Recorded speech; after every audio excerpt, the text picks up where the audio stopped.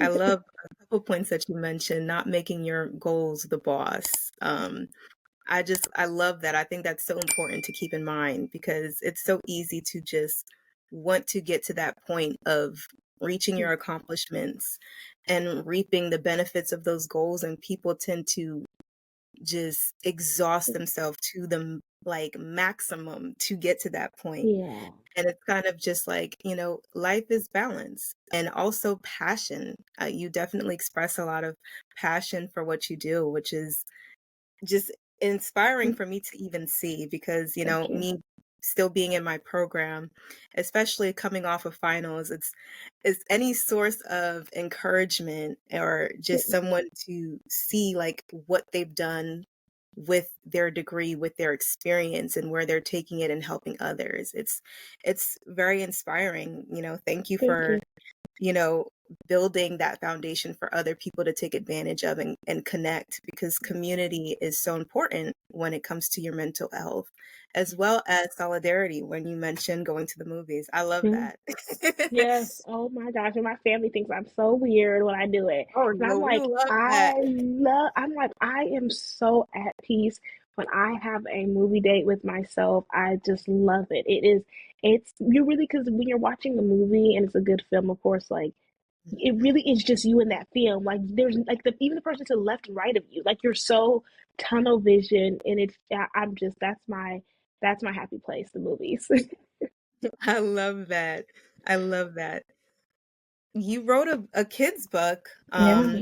about suicide, which provides a foundation to equip young kids with a better understanding on how to manage their feelings and emotions. How has writing this book shaped your life and has impacted your mental health journey? Yeah, well, I think like journaling it's an outlet, right?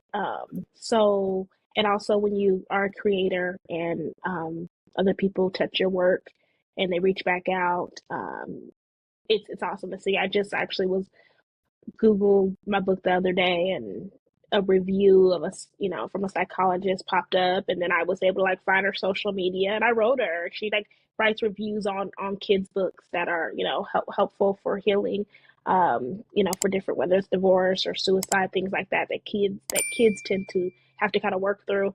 And she wrote this whole review, and I found her Instagram and sent her a message and was like, oh my gosh, I just read your review. I really appreciate it. But she's like, this is like, oh my gosh, I would never expected an author to write me. And I'm like, we're human, we're normal people, and we do look to see who says what about us. So, but yeah, it was really important for me to do that for myself. I always wanted to be an author. I knew I would be an author before 30. Made that happen, of course, and it really wasn't the book I was, of course, planning on writing. And I tell people I didn't get into mental health because it's a cute, fuzzy topic and everybody's talking about it. I got into mental health because I lost my mom by suicide. And so I was forced into the space of like suicide prevention and mental health. Of course, I could have not talked about it. I'm a talker, so that wasn't going to happen, right? But it's a space that I had to get into, and again, to whom much is given, much is required. So I feel like this is a space that I have now had to get comfortable in and say like, hey, this is what suicide looks like. These are signs. These are symptoms. These are risk factors.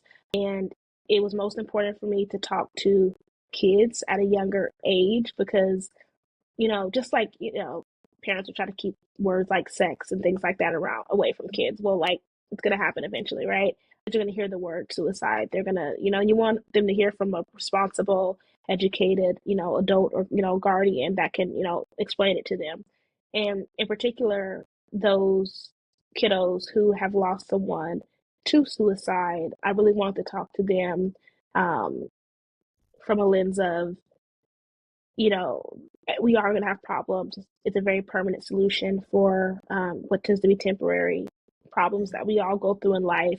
Also, letting them know that it's not them to blame because I feel like, especially when you're a kid, you internalize so much and you feel like, what did I do? What didn't I do? There's a lot of questions that come in general with suicide loss. But to be a kid and lose someone from suicide, that is a heavier burden. I was 24 when my mom passed. So I have the knowledge, the education, the problem solving skills to be able to like understand as much as I could, right? Versus someone in middle school or elementary who doesn't have the same problem solving techniques as a 24-year-old would have. And so my goal really was to help those kiddos on their journey of suicide loss. Thank you so much for sharing your story. My condolences. Thank you.